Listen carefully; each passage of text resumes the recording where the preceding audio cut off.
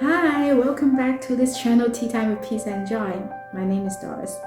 So today we are going to continue to talk about migration, immigration, getting used to a new place, moving across the country, like whatever your situation is, okay? So if you haven't seen the last two episodes, I will have the link to the first video up there, and you can click and start watching it from the first video. And last time we talked about some tips already, and so today we are going to continue. So for the first one, I think a lot of you, if you plan on moving to another place, you would have looked into this already, like housing or school or, things like that. But that is actually quite different for different places. So for example, when I was in Hong Kong, of course I don't rent a place because, my parents will do those kind of things. I don't have to do any of those. But it's easy to just ask if they will rent it to you, and they rent it to you, and it's as simple as that. Once I got into the US, I found out, it's so different because you may have to have credit, like credit history, right? Because some places, some apartments, for example, they look at your credit history to see if they will rent it out to you. So, things like that is quite different. But one thing that I really want to mention today is not really housing or school yet, but health system. So you have to try to pay attention to how the health system works there, and do you have choices, and how many choices do you have, and how does the insurance work, like things like that, because a lot of times that may not be the first thing that we look into when we first get to a place, but once you get sick, then maybe a little bit too late already. So I just want to remind you that. So that is tip one for today. And second, we all need the sense of belonging, and that is so important because sense of community is something that is a basic need for all of us. And so if you go to a new place or go to a new job, if you don't open your heart to fit in, to be in that environment, to try to find a sense of community there, you may not find it.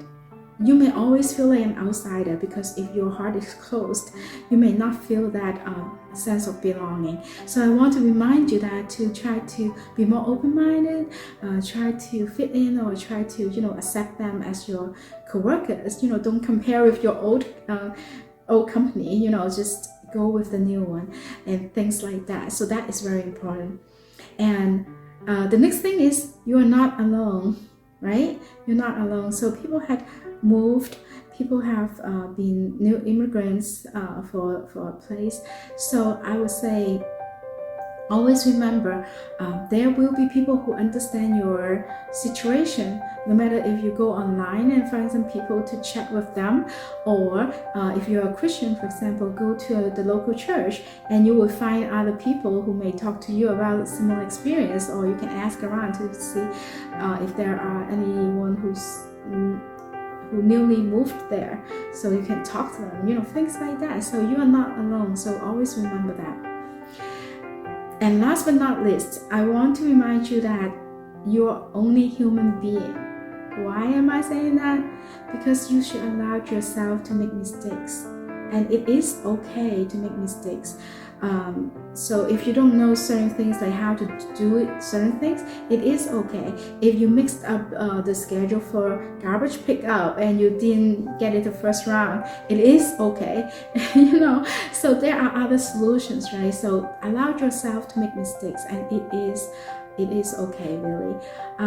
So I just want to give you all these tips, and if you are interested in me exploring any deeper into any of those, let me know. I can definitely do another video just focusing on one thing at a time, if you want, or if you have questions, you can leave a comment down below and I'm going to answer your questions as well. So last but not least, I would like to share a Bible verse with you, and it's in Psalm 23:4. Even though I walk through the darkest valley, I will fear no evil, for you are with me. Your rod and your staff, they comfort me. of course, I know that, moving is not the darkest value. I'm not saying that at all. What I'm trying to say is, even when the writer, walks through that darkest value, he could still rely on God. And so are we, right? If you feel alone, you feel like no one understands what you're going through at the moment, you can always pray to God, and He is always with you. Okay, thank you for watching. So if you like this video, give me a thumbs up, share with your friends if you find it may be helpful to them, and also subscribe to the channel and click on the bell so you will get the notification when I upload my next video. I'll see you next time. Bye!